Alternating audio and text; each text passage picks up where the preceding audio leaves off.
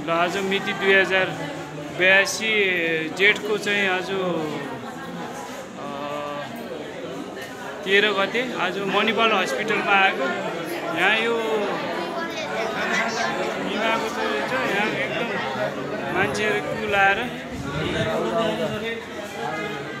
ल सर नमस्कार है, तपाईँको शुभ नाम? कृष्ण, तपाईँ यहाँ नेपाल बिमा सेवा लिन आउनुभयो मणिपाल हस्पिटलमा, के कारणले तपाईँलाई यहाँ ढिलो भयो? कति समयबाट तपाईँ यहाँ वेट गर्नु?